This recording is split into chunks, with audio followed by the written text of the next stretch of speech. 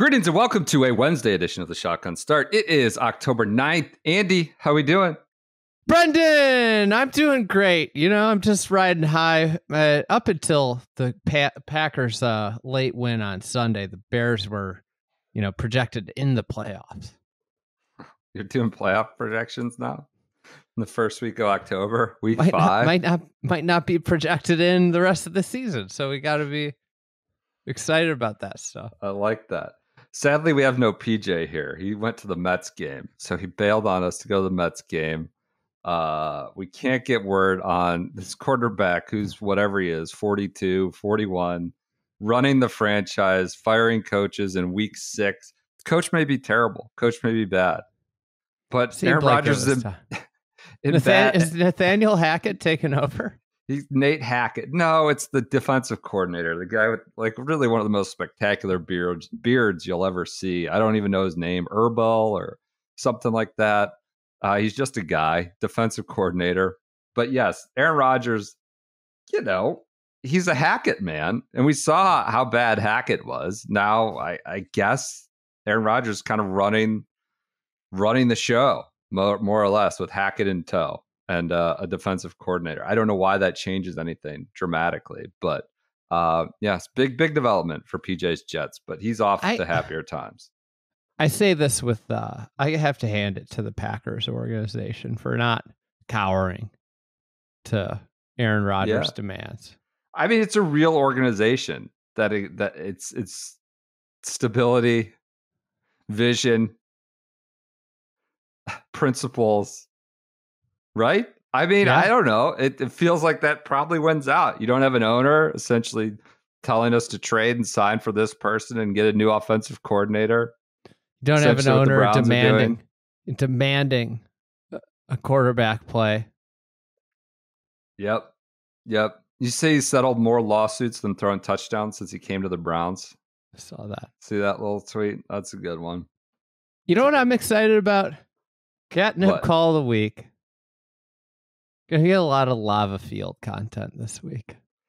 We're off to Utah, the Black Desert Championship on the PGA Tour. The old little hop, skip, and a jump from Jackson, Mississippi to remote southwest Utah. This is what the fall is for. Going to see different parts of the country, experimenting, having a blast. The PGA Tour is jumping to the Black Desert Championship. That is going to be, I guess, the catnip call of the week. Just a lot of lava fields. Is that what you're getting at? Lava content. It's just going to be a lot of talk about how beautiful it is. It looks like, it looks amazing. I'm interested. I'm excited. Should there be an event here every year? No. Should there be an event here every 5 years? Yeah, I could get down with that. Yeah, I wouldn't mind if all these fall events rotated around.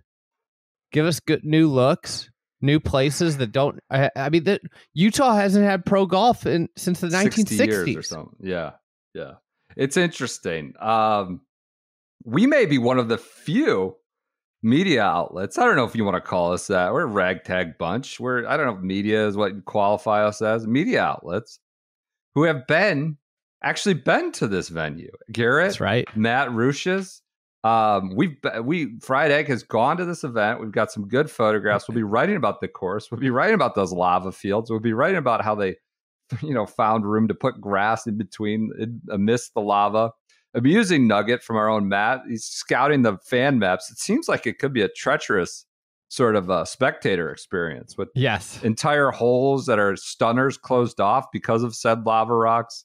Could be interesting viewing this weekend. Do you think if it's sunny out, do lava rocks get hot? Can you sit on them? I imagine, in my mind, it makes me think that it's like blacktop, like fresh blacktop. Remember that when you were a kid? Sure. Does that still happen? Do people still get their driveways blacktopped? I think it's not. No, I don't think that's the surface of choice in 2024. But I'm not an expert on this. What I will say, I want to talk about this for a second, actually. When did the folding chair thing, like the camp chair, become, the most booming industry in America? When did that become a requisite for every single kind of activity? I was at my daughter's 4-year-old soccer on Saturday. 4 years old. They're there for 45 minutes. God, 45 minutes. 45 minutes. You know what they did when we were growing up? You just you stand. And you got these dads. You sit in the grass. You find a stump. You find a curb. You sit on. These dads come out and they're all trying to one-up each other with their chairs. I was like, we're here for 45 minutes. So one guy's, you got a Yeti chair. This was like, when did this become a thing that everybody's got to have a folding chair for an hour game, or you're going to a picnic and you need some giant Why can people no longer stand at youth sporting events that are only an hour, maybe an hour and a half? I don't know. This is just a booming industry. Do you think we should get in the chair industry? No. I mean, maybe. It's just a fad. I guess everybody's on board, whether it's it goes from water bottles to coolers, and now we're on folding chairs. I was looking around. I was like, I don't get it. Just stand for 45 minutes. I don't know. I would like to sit. Some of those camp chairs are comfortable, though. That's fine if you're going camping and you need a chair. I'm just saying we've lost the plot with where we need to sit. The lava, I would guess. What about an old school lawn chair? I like those. Would you be okay with those? For nostalgia's sake, yeah, maybe. So but the whole point was people didn't bring those out. No, but you never brought those out. You brought those to sit on the lawn. You're hanging out for hours. These guys, it's just, you're one-upping each other with these chairs. It's ridiculous. I wouldn't sit on the lava though at the Black Desert Championship. We'll have to get a geologist in here for Friday to see if the sun's out, if it gets hot. I think it's got to be pretty solidified at this point. No, I don't know. I can't imagine it's comfortable to sit on. No, well, that's a separate question. The comfort is probably not significant in any way. That's your PGA Tour event, the Black Desert Championship. Notables. You want to know what the main storyline for this event is? There's one storyline that's just standing out. What is it? J-Don Blake. I thought we were saving this for the end. Let's talk about it, then we can pop in. He's 65 years old. Yeah, Russ Cochran's zone. 6 years younger than last week's Reed Hughes, 71-year-old PGA section pro. So he's from St. George. He grew up playing a public golf course, 9-holer, the Little Red Hills, right? Dixie Red Hills. Dixie Red Hills. Dixie. Garrett went there, said it's a great municipal course in the area, St. George. I mean, he played on tour for a long time. This is going to be his 500th start. Doesn't that give him some sort of exemption too? I don't think they're doing that anymore. Mr. 500. I think we might have called them on that. I'm not suggesting we changed it, but I think enough mass people started noticing some of these exemptions tucked away, and they cleaned up the house. I don't think that's the case. The 300 cuts, I don't think. The JJ Henry rule, I think that's gone. But yeah, he is now 500. 500 start. He's 65. 500 same start. age. So he'll be his 500 start in a ceremonial walk off. He'll walk off the PGA. This is gonna be his last start. What do you think about this? It's interesting. We did a flashback Friday on J-Don Blake. A fascination with this. It was just on his win. It was on his win. Oh, well, there's some other things that we'll throw at the end of this. It's from 2022 before the Farmers, which was then the Shearson Lehman Brothers Open. Two companies that don't exist. I think it was 1991, I believe, was his win. Yes, 1991. So, I mean, almost 35 years ago, I guess. He won. That was his win. He won the NCAA title in 1980. Utah State.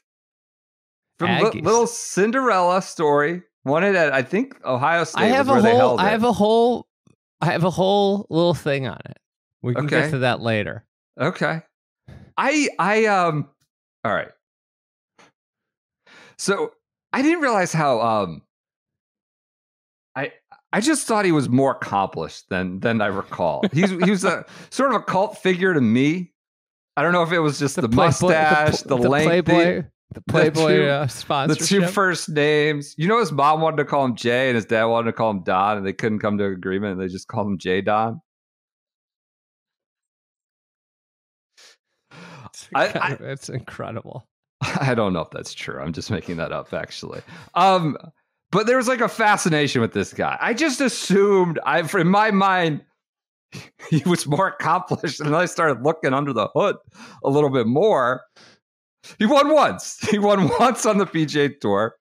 His best OWGR finish was 63rd. Spent a lot of time trying to get to the tour. Spent most of his 40s in the KFT, up and down 4A. I just thought he was like a 15-time winner. He certainly, his sex appeal or whatever, his namesake really pops off the page as if he did more damage. What's the best is he won $5.5 million on the tour in like 20 years, and then immediately won that much in like 5 years on the Champs Tour. Went up and cleaned house, won 3 times up there. He's playing in 2024. In 2020, he had a frozen shoulder. It gets locked up, quote unquote. Can't raise his arm above his head. It's no surgery, just has to run its course. Says he basically never plays, occasionally hits balls, like a few balls with his kids. Now, it may have like become unfrozen in the last 4 years. But again, he's starting on the PGA Tour. He's playing. He's 65 years old. His last, so unlike Russ Cochran, he has accrued points in the FedEx Cup era. Now, the FedEx Cup era is 17 years old. Russ Cochran was an oafer, I believe. Do you know how many points J. Don Blake has won in the FedEx Cup era? 12. 3. Made the cut at the Barbasol and finished like T60 at the year? Barbasol. 2018. Well, this was when he was done playing. He was done playing the Champions Tour, but he was still getting past winter starts on the tour. Yo, yes, it's like an alt pass, like the Neil Lancaster zone and Guy Boros exemptions. Sneak it in. He made the cut. He got 3 FedEx Cup points. Those are his only points since 07. Made the U.S. Open at Marion. I remember that fondly. I was covering that one. Justin Rose's. Then his last start was 05 BC Open. He got cut. Last full season was 2004. Missed 10 of 14 cuts. That's his recent PGA Tour record. Recent meaning the last 20 years. So there's a big cry in Chicago right now amongst Bulls fans that they need to sign Derrick Rose to like a one-day contract. Uh-huh. Have him go out as a Bull player. Yeah. I think that I'm kind of on board with that. Uh-huh. It's a nice way to go out. So I see like what the tour's trying to do here in the Utah Championship. He's from there. He's got a frozen shoulder. 499 starts. He's a legend. He won the NCAAs as a Utah State golfer. Like the difference though is like Derrick Rose was like good in the fans' lifetimes. Yeah. A lot of people don't even know who J. Don Blake is. I mean, how many subscriptions to Playboy do you think they sold when they advertised on the front right chest of his golf shirt on the 90s PGA Tour? Probably was a good play back then. Yeah. Print was alive and well. Going. Print magazine. Yeah. God. His next one was jerseys, like the t-shirt maker, jerseys, Gildan. One of my favorite parts, he's from St. George, Icon down there. He gets this exemption. Why can't he just hit the first tee shot? Newspaper goes to him. They're all fired up. He goes, I've played it 3 times. Barely been out there. It's a new course. But like, what? Too. I figure he's just living there or something. No. He's like, it has some holes that are very demanding, where if you don't hit the green grass, you're going to be in that black lava, and you can't ever find your ball again. He said with a chuckle. But all in all, they've done a great job. He plans to get more familiar with the course over the next several months. So we have a scouting advantage. You know, a lot of these guys haven't been in the area until today. I'll definitely get out there, map it out. He's mapping away. Shoulder may be frozen, but he's got it mapped out. Get a little bit more accustomed to where to hit it to and where not to, where to put it, 230, and kind of learn the greens a little bit. So he's 65, won PGA Tour win in 1991. Phil Mickelson was an amateur at Torrey Pines. Where are you on this? I debated putting him in Cutthroat Corner. I know people would love to have Cochran Corner. He hasn't won, and he hasn't played a full season in 20 years. I don't know why he had to play the tournament. You know where I land? You're in on it. This is great. I'm fully in on it. It's just perfect. It's exactly what, I mean, come on, we're all in this together. I want to be positive about this tour. 499 starts. 499 starts. The guy is from the tour never comes here. I'm deep in the J. Don Blake research. He's in tears. He's bawling his eyes out about what it meant to grow up in St. George. His mom raised him there. They surprised him with the exemption. He's just bawling his eyes out. I mean, the veil's down. What the hell? We had a 71-year-old last week. Who cares? Who cares? It's just Mickey Mouse bullshit. We're hitting it around. Maybe some guys will get an A on 10. Like, who cares? Just go and give the guy his honor. I think it's a cool story. I think this is a hyper local event. The guy is clearly like one of the all-time sporting icons in this very remote corner of the world, or this golf United States. I just think it kind of makes sense, as much as it seems incongruous with having a competitive product.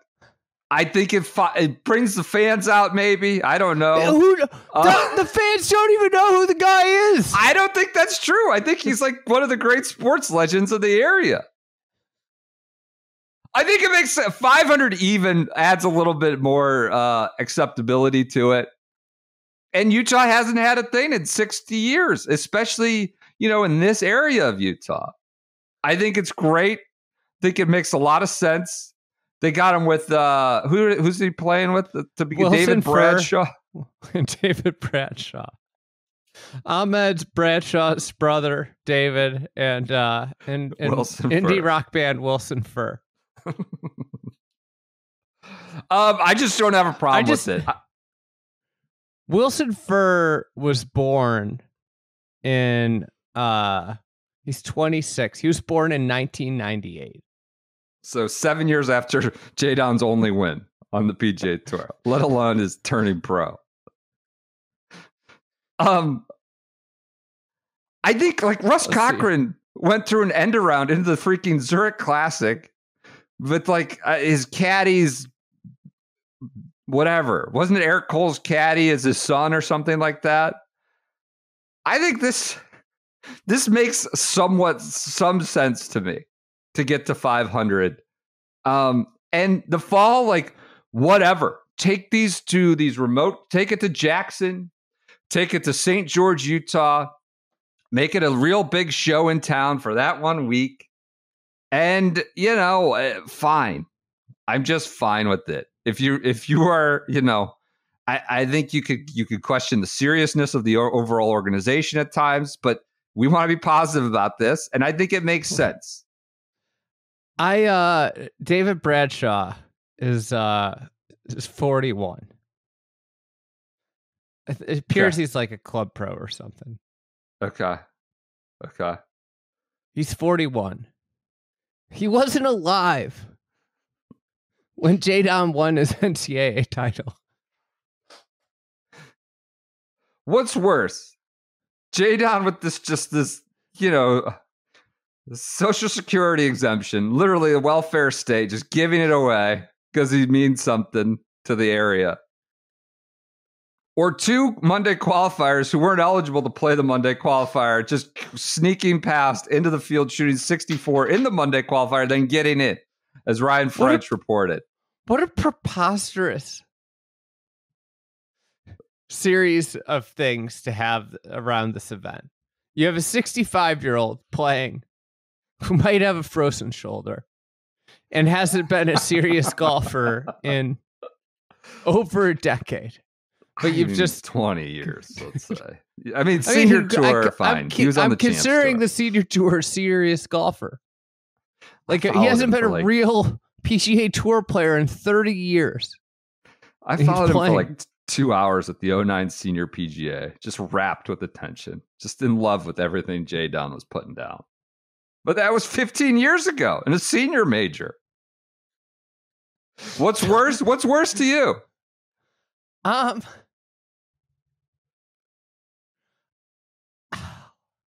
I think it's got to be these guys that are playing in the event that got through without, like, it got flagged and they were like, just let him play. Yeah, it did. So the whole thing, these two guys, what were their names? Chris Corte and John Sands. There were 2 others that also they didn't do the pre-qualifier. I saw RJ Mankey was one, and Riley Lewis was the other. So usually, if you don't have like status, you have to play a pre-qualifier before the Monday qualifier, and it's like on Friday the week before. So you play the pre-qualifier. It's not like 4 spots. It's like 20 spots. That gets you into the qualifier, the Monday queue, which is a lot. So that's more. usually how it works. But then, like certain group classes of players, and it's like a wide swath of players, are exempt into the Monday. These 4 guys somehow were able to just pass through into the Monday, even though they should have been playing in the pre-qualifier. And I think the worst part about this is that the tour knew about it. They flagged it. Yep. But then they said, oh, just let him play. And amazingly, 2 of the 4 get through the Monday qualifier. And there are a total of 4 spots. So I think on meritocratic grounds, like, that's not...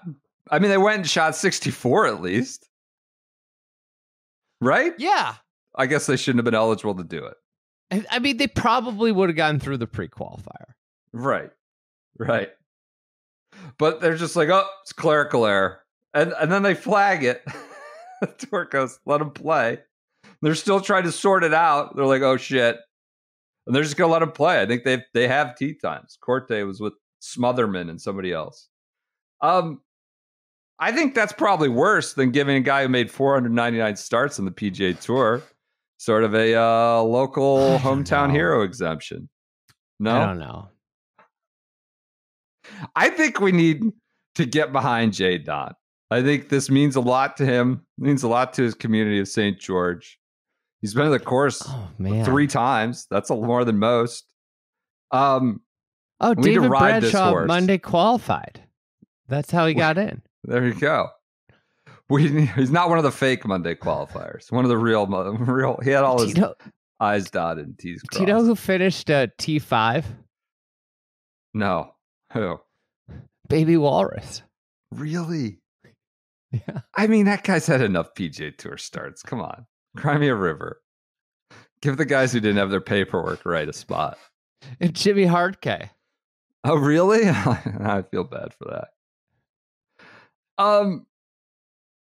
I think we all need to get behind J-Don, like Todd Watch. I think we need to get the JDB, ride this horse, go to the whip. Let's get on it and live and die with every shot.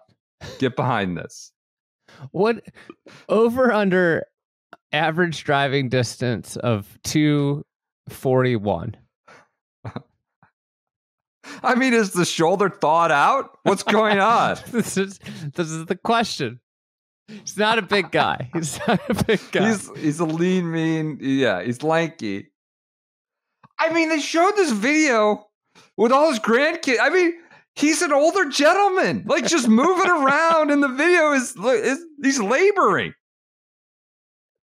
He's 65. I know. No, this is no shame in the game. He's just. I mean, he's Joseph. playing. I use the analogy of the Bulls with Derrick Rose, signing him to one. People are asking to sign him to a 1 day contract. 1 day. He's 36 and he played in the NBA last year. They're not asking like, can you play him in a game? Can you start him at point guard in a game? That's effectively what Jadon's getting, and he's 65. His statistical profile is not great. Are you looking at data golf? Tour. Yeah, it's not good. If you guys can imagine.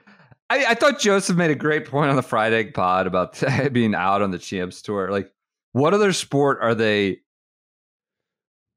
like celebrating, pushing, and allocating huge chunks of money for the guys who can't do it anymore? Who can't, like, every other sport is like pushing peak performance, prime performance, highest level of competition. And somehow the seniors are, take more precedence than the 21-year-olds playing KFT championship. It is an odd juxtaposition, but here we have JDB. You think you're going over or under what'd you say, 241? I'm going under. Okay. What are you doing? I'm going over. I'm riding the Jadon Blake wave of enthusiasm. Would you rather? So this isn't. I think I actually see. This is bad. Number What? 2. So McCarty's playing because he got his exemption. Battlefield. Yeah. Something I was thinking about was like, would FedEx Fall be more interesting if you brought the 30 guys up from the Corn Ferry Tour? Because these guys go into this bucket where they aren't going to play till like March again, meaningful golf. Well, that's what they did, in a prior era, right? It would end on Labor Day and you jump into the fall series, the wraparound portion. Like my question's like, where's the fire to start FedEx Fall? Why can't you just start it a month later when the Corn Ferry Tour comes up? Yeah. And you get the Corn Ferry Tour guys in there. But like my point is like, I'd like to see some of these Corn Ferry Tour guys play, in this rather than Jadon Blake. And he's just killing the local enthusiasm. Come on, these people deserve their hero. If Jadon Blake was 48, I'd be like, awesome. This is great. What a good use. He's 65. In 2017, he could have just hit the first tee shot. You could have made him like the ceremonial host of the tournament. Yeah. There are all kinds of options. The last one considered should have been, we're going to put this in the highest level of professional golf. We're going to put him in the field. That should have been the last option considered on the list, on the flow chart of like ways that we could celebrate this great local legend who's 65. Cochran's still worse with the partnership end around via a partner in the field. Way worse. In the middle of the summer. Way worse. Who do you think was a better player? Peak each capability. I mean, I don't know why. I honestly, forgive me. I thought Jadon Blake, contended at 10 majors for some reason. His highest OWGR was 63. Ever. Peak. I think Cochran was probably a better player. I think he had more wins. More pop in the bat. But JDB's getting to 500 starts. That's not nothing. So in 2018, in 56 drives, his average was 268.1. Now, this was pre-frozen. 266. He did poke one 306, it looks like. He did get one at some point in 2017-18 measured at 306. Again, this is 8 years ago. His FedEx Cup points that he accrued were pre-frozen shoulder. He's got those 3 points. They can never take that away from him. While we're here, do you want me to go into retelling his NCAA win? His highlight of his career. Here. Absolutely. I would say. Yes. This is from the Deseret News. Yeah. Mike Sorensen. Utah. Okay. Utah. All right. On May 31st, 1980, J. Don Blake, a junior at Utah State, beat Hal Sutton, one of the best golfers in the world today. This article is from 2000. So it's like right after his Players win. Okay. And one of the best amateurs in the country back then, in a thrilling 4-hole playoff for the NCAA title. Besides Sutton, Blake also defeated top players such as Bob Tway of Oklahoma State, Corey Pavin of UCLA, Mark Calcavecchia of Florida, and perhaps the most renowned amateur of all time, Bobby Clampett of BYU. This is in the Clampett era. A lot of BYU sponsors exemptions this week. That's good. Peter Kess, Zach Jones, some others. BYU was the proverbial favorite. They were considered the best college team, like maybe ever. This was and like you got Clampett. J. Don Blake from the little school in state. Way. That's cool. Okay. All right. He qualified as an individual. Yep. Yeah, I don't think the team was battling it out.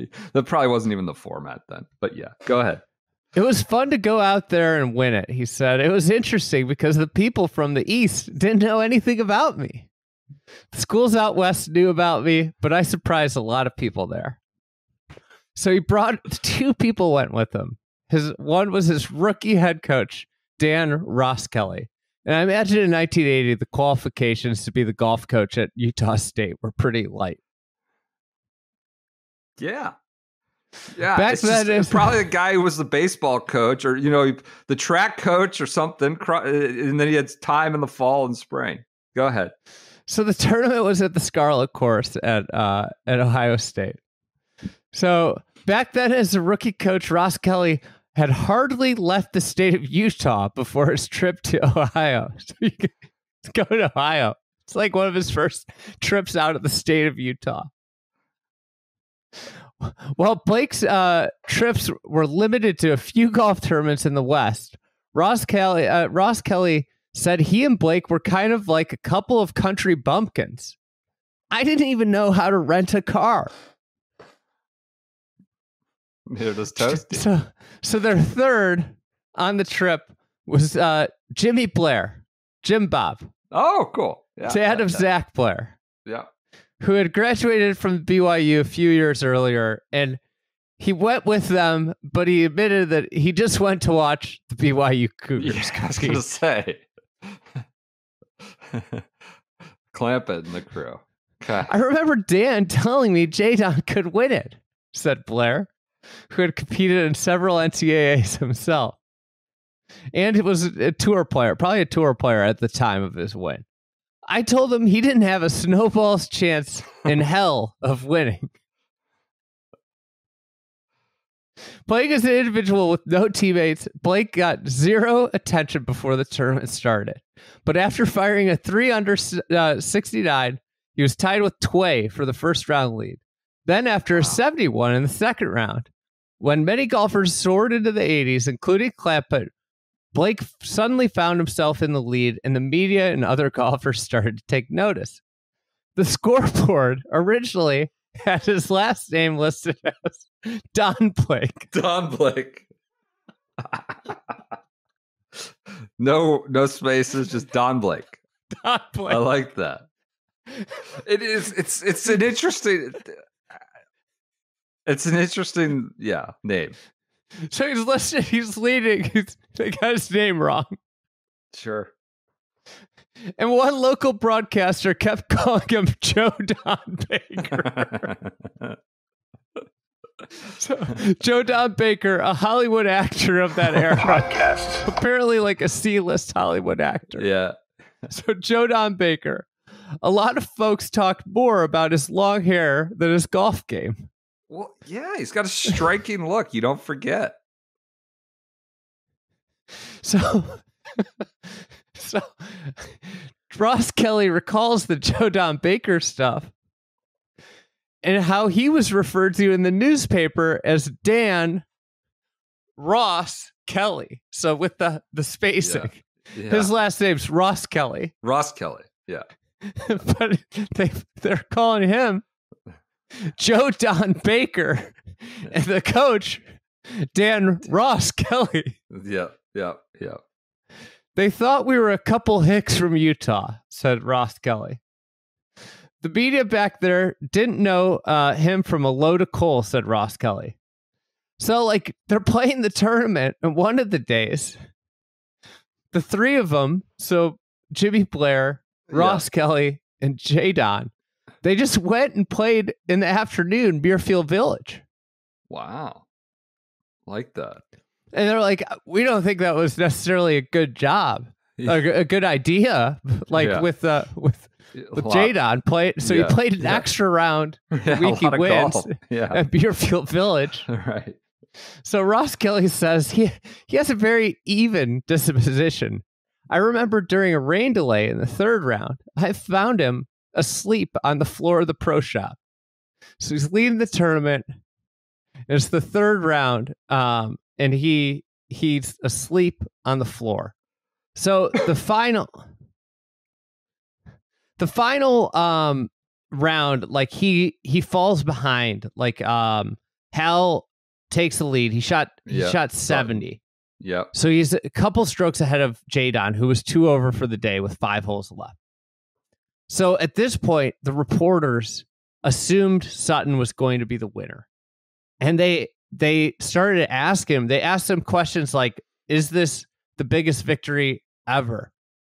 Your biggest victory ever?" And Sutton didn't know any better and answered, "Yes, this is my biggest victory ever." And so Jimmy Blair asked Ross Kelly if he should tell Jadon how he stood, and they decided it was a good idea. So right after Jimmy Blair tells Jadon that he's 2 back, Jadon birdies the par 5 14th, where he was 1 down. He pars the next 2 holes. He gets like a crazy up and down, and then he makes a putt on 18 to win. He made a birdie. So he made a birdie to win. He had like a crazy up and down from like trouble. It just says trouble on the right. So he made a 25 footer on 17, and then he holed a 12 footer to force the birdie, and then he wins in a 4-hole playoff. Halimony jammed himself. Halimony's career was jamming himself. You can go back and listen to that Spotlight. Incredible. It was the final. Think about this in the NIL era of golf, it's honestly like becoming an NIL era. I was hearing rumors of a high profile transfer that was 6 figures to be like the number 3 player at a school. Yeah. Crazy. But the playoff was between a golfer from Utah State and Centenary. The Centenary Gents. Yeah. That's crazy. It doesn't happen now. It'd be, big moneyed schools like Illinois, Arizona State, places like that. Auburn. Who knows what they're doing at Auburn to get all those players? That's a great story. Again, this was 44 years ago. He's playing this week. We're all in on Jadon. I just don't know how he didn't end up being Jay Blake. We're all in this together. We want Jadon. I don't know how Jadon stuck the whole time, but it did. They tried to probably change him to Jay Blake or Don Blake, but he stuck with it. And it worked out best for him. What works out best for you is going to goodwalkcoffee.com/shotgun. Subscribing. Look, you want to unthaw your shoulder in the morning. You got that frozen shoulder. You don't need to lift it above your head. Just take a sip of your Good Walk Coffee shotgun blend. But it's a good morning routine to get you awake, get you loose, get you ready to attack the day. Maybe unthaw your shoulder when it's time to go play a PGA Tour event. You get 20% off. Is it 20? Do I have the wrong? Damn it. It's 30% off if you subscribe. You get 20% off if you use the code just SGS. A one-time purchase. One-time deal. SGS is the code. Let's just make that clear. So if you subscribe, it's 30% and then 10% off every single next shipment. If you use it, it's as a one-time purchase, it's just 20%. And then if you like it and you want to subscribe, it's 10% off after that one. We've got light roast, light medium roast. We've got dark roast. Proceeds, portion of this goes to fund Shotgun Start, Friday Golf, all our endeavors for the year. It funds PJ being able to miss the recording for the Mets game. Yeah, he can go, enjoy the Mets. Hopefully they win for his sake. But yes, this is a way to support the podcast, support Friday Golf, and get a consumable, a very good coffee blend that we helped pick out earlier this year. Goodwalkcoffee.com/shotgun. Use the promo code SGS. Subscribe. You get a total of 30% off that first purchase. And you don't have to think about it every month. Just check whatever amount you want coming each week. And we're going to continue to give away a bunch of stuff for subscribers only. One other thing we should note about proceeds, Andy, we're relaunching a very, very popular shirt that we made around the US Open at Pinehurst. That is sweet, really cool map that Cameron Hurtis drew, our own Cameron Hurtis of Donald Ross golf courses in North Carolina. Sold out very quickly around the US Open. We're going to relaunch this and donate all proceeds from the sale of it to Hurricane Helene relief in Western North Carolina. All proceeds. So it's an awesome shirt. Obviously, an awesome cause. It's terrible and to see like the images from what that storm caused, and if we can help in a small way, that's great. And if you want to help and gets you a cool T-shirt, and all the proceeds will go to disaster relief. Yeah, we're just gonna send it right there, and you get a pretty cool T-shirt while also helping out something good. So that will be on sale. I want to say like Wednesday night. God, we should know this. We should know this, but I think it's Wednesday night is when we'll have it posted. And they're going to ship later this month.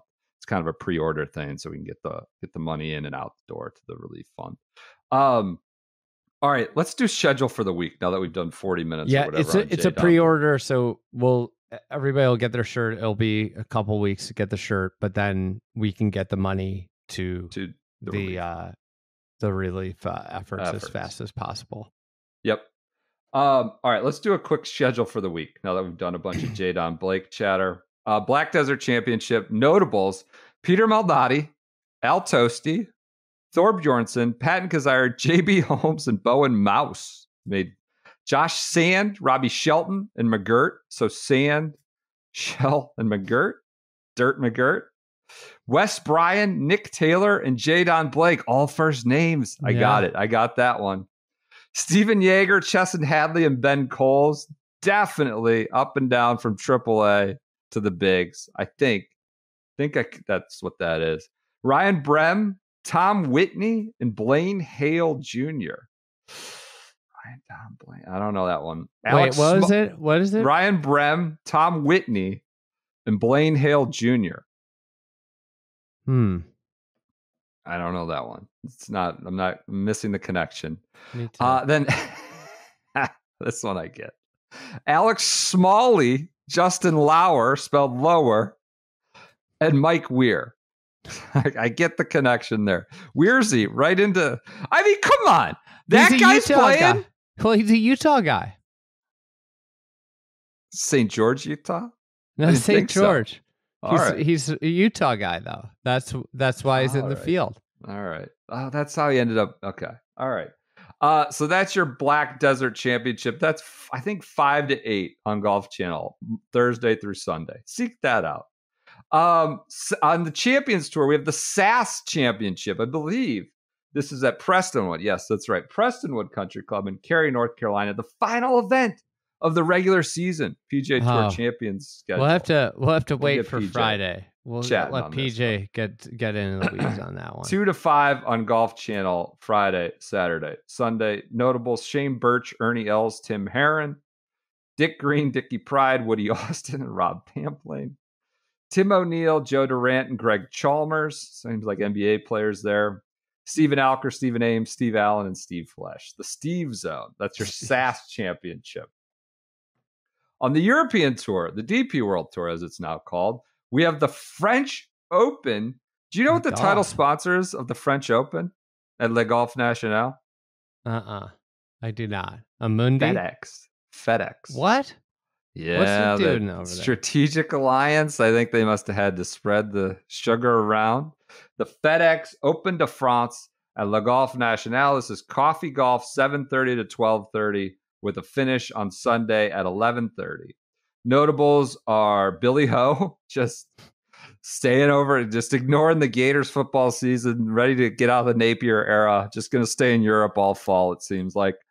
Billy Ho, Justin Rose, the Great Manacero, Dylan Fratelli, Piss Bear, and Lev Greenberg, I think is the kid from the Ukraine. Hey, you know what we didn't mention? Piss Bear won the Pro-Am last He did, week. with Dermot Desmond. He did. So he's got that going for him. Matthew Pavon and Andrea Pavon, Extra A. Joe Dean, Sean Crocker, and Andrew Johnston. Beef. I don't know where I'm going. Dean Foods, Beef, and Crockpot. Maybe that's it. Betty Crocker, Dean Foods, and Beef. Good job. You're smart. You're a smart guy. Then last but not least, Dan Bradbury, James Morrison, and Robin Williams. Did you hear about Robin Williams playing the French Open?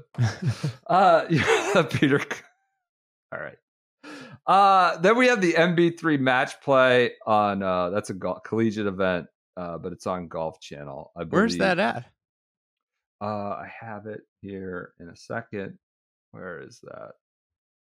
Twin Warriors Golf Club in Santa Ana, Puebla, New Mexico. Inaugural tournament. Match play, round robin event featuring New Mexico, Mexico State, Stanford, and Texas.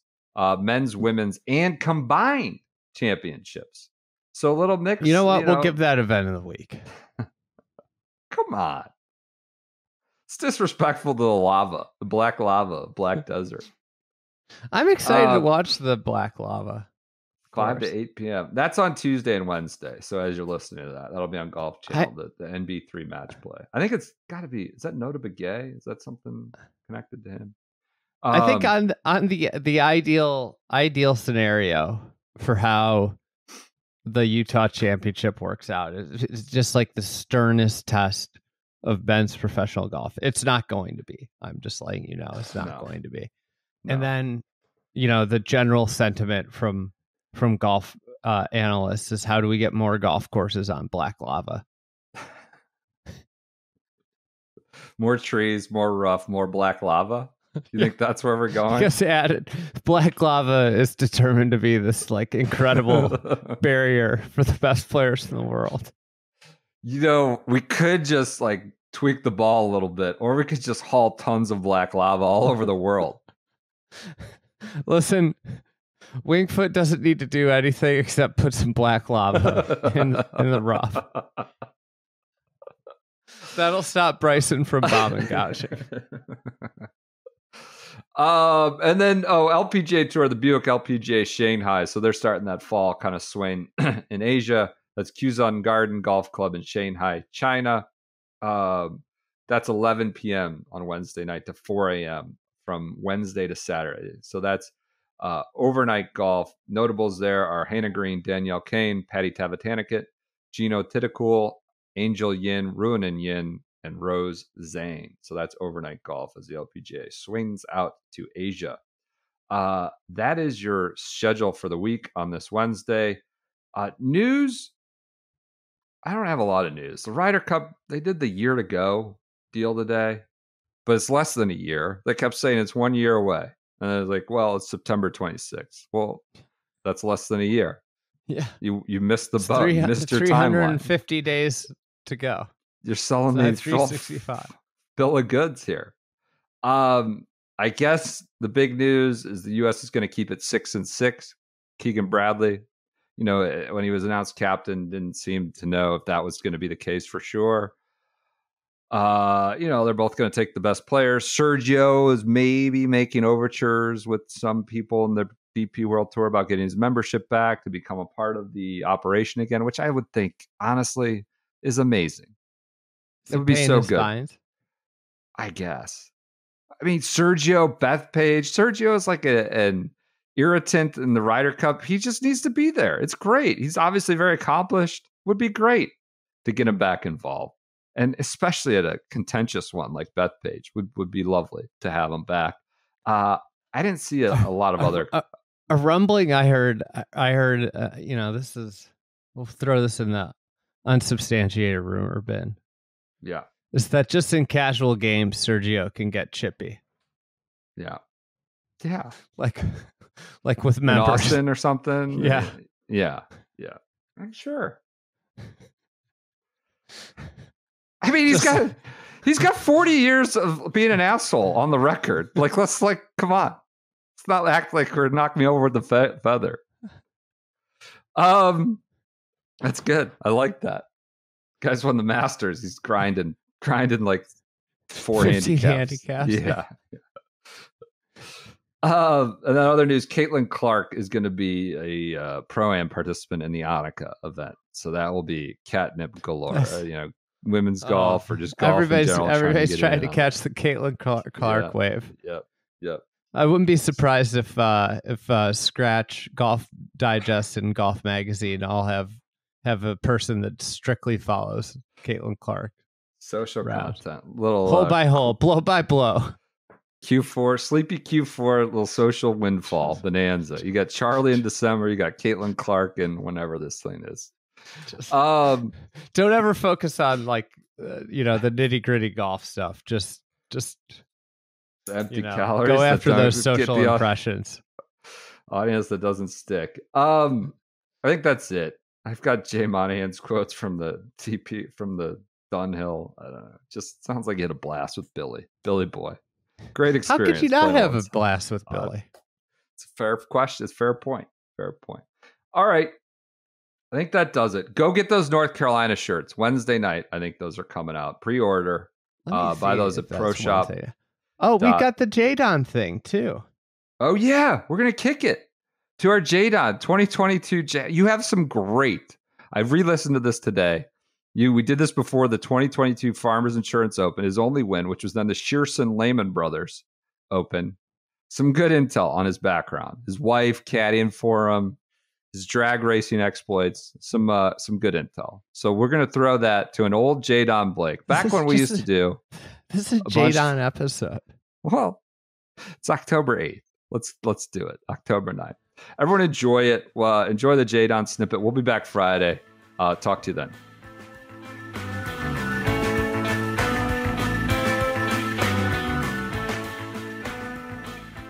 I'm gonna have a short one. What do you got, Andy Bean? What do you got? 1991. Okay. You know who that is? No. What only win of their career?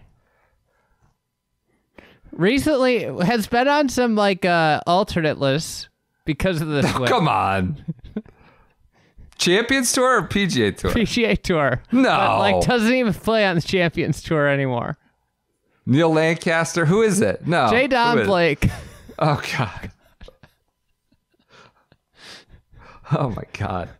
Okay. The mustache man. First win for Jadon. First and only win in his PGA Tour career.